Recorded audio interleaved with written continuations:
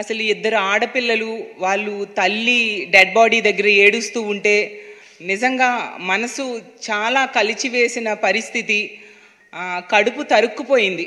ఒక తల్లిగా ఇద్దరు ఆడపిల్లలు వాళ్ళ భవిష్యత్తు ఏంటి, ఆ తల్లి తన సంతోషం వ్యక్తం చేసింది.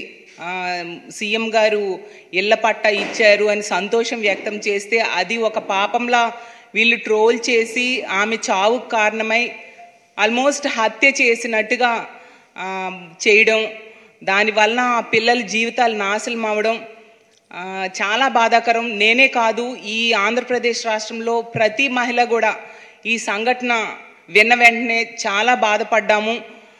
ఇలాంటిది చేసిన వాళ్ళకి కఠినమైన శిక్షలు ఖచ్చితంగా జగనన్న ప్రభుత్వంలో ఉంటాయని నేను భావిస్తూ ఉన్నాను. ఎందుకంటే మహిళా పక్షపాత ముఖ్యమంత్రి, మహిళల రక్షణకి పెద్దపీట వేసే వ్యక్తి ఈ రాష్ట్రంలో ఎవరైనా ఉన్నారంటే అది జగనన్నే. కాబట్టి ఖచ్చితంగా అలాంటి దుర్మార్గులు వెధవలకి శిక్ష పడి తీరుతుంది అని నేను భావిస్తూ ఉన్నాను. ఇది ఈ సోషల్ మీడియా వాళ్ళు ఒక హత్య చేయలేదు, ఈమె చనిపోవడం వలన ముగ్గురు ఆడపిల్లల భవిష్యత్తు నాశనం అయిపోయింది, తల్లి ఇద్దరు పిల్లలతో సహా. ఆమె భర్త చెప్తూ ఉన్నారు, ఆమె సోషల్ మీడియాలో తన సంతోషం వ్యక్తం చేసిన వీడియోని చూసి ఈ తెలుగుదేశం జనసేన వాళ్ళు పెట్టిన కామెంట్స్ని చూసి బాధపడుతూ, సెన్సిటివ్ కొందరు ఉంటారు, ఆమె బాధపడుతూ అలా ఏడుస్తూ ఉండేది. రాత్రి 3 గంటల వరకు ఫోన్ చూస్తూ వాళ్ళ ట్రోల్స్ చూస్తూ బాధపడుతూ ఉండేది అనేసి. నిజంగా ఇంత దుర్మార్గుల మీరు అని మిమ్మల్ని ప్రశ్నిస్తూ ఉన్నాను. నిజం చెప్పాలంటే మరి మీ ఇంట్లో ఆడపిల్లలకి ఇలాంటి సంఘటన కనుక జరిగితే మీరు ఏ విధంగా స్పందిస్తారు అనేది నాకు అర్థం కావట్లేదు. మీకు తప్పు పాపం అని కూడా అనిపించలేదా? అంటే మీ నాయకులైన చంద్రబాబు నాయుడు గారు, లోకేషో లేదా పవన్ కళ్యాణ్ గారు, బాలకృష్ణ గారు వీళ్ళందరికీ మహిళలంటే చులకన భావం కాబట్టి యథా రాజా తదా ప్రజ అన్నట్టుగా మీరు ఈ విధంగా చేస్తారా అని నేను అడుగుతూ ఉన్నాను.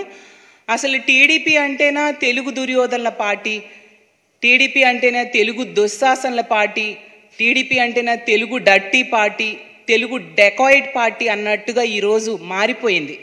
ఎందుకంటే తెలుగుదేశం పార్టీ నాయకులకు కానీ వాళ్ళ సోషల్ మీడియా సైకో సైన్యంకి కానీ వాళ్ళకి ఒక ఫ్రస్ట్రేషన్.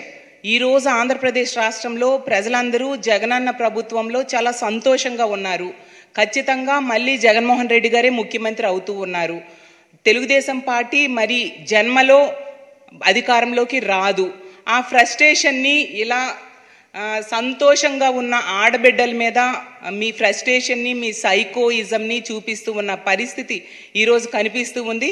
నిజంగా ఇది చాలా దురదృష్టకరం.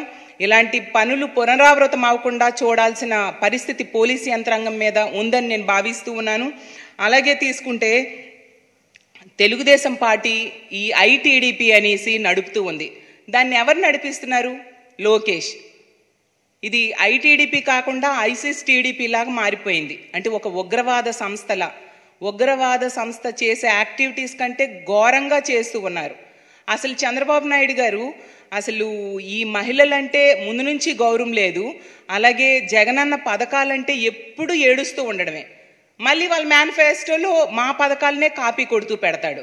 ఆ రోజేమో సెంటు స్థలం ఇస్తూ ఉంటే అది సమాధికి పనికొస్తుంది అంటూ కామెంట్ చేసి తన అక్కసు వెళ్ళబోసుకున్నాడు. ఈరోజు అతని సోషల్ మీడియా సైన్యమేమో ఒక ఆడపిల్ల తనకి ఇల్లు వచ్చిందని ఎంత సంతోషంగా చెప్పిందో ఆ వీడియో మీరందరూ చూసుంటారు. ఒక చెప్పలేనంత సంతోషం. తనకి ఇల్లు వచ్చింది, ఇళ్ల స్థానం రిజిస్ట్రేషన్ అయ్యింది, ఆ ఇంటిలో రేపొద్దున తన పిల్లలతో కలిసి సంతోషంగా ఉంటాను, అలాగే అమ్మఒడి వచ్చింది, నాకు నా పిల్లల్ని చక్కగా చదివించుకుంటూ ఉన్నాను అమ్మఒడి ద్వారా అంటే ఒక లబ్ధిదారురాలుగా ఆమె ఎంత ఆనందంగా ఉంది. ఒక పేద వ్యక్తి ఆంధ్రప్రదేశ్ రాష్ట్రంలో జగనన్న పథకాల వలన ఎంత సంతోషం, వాళ్ళ కలలు నిజమయ్యాయి అనేది వాళ్ళు సంతోషం వ్యక్తం చేసుకుంటారు.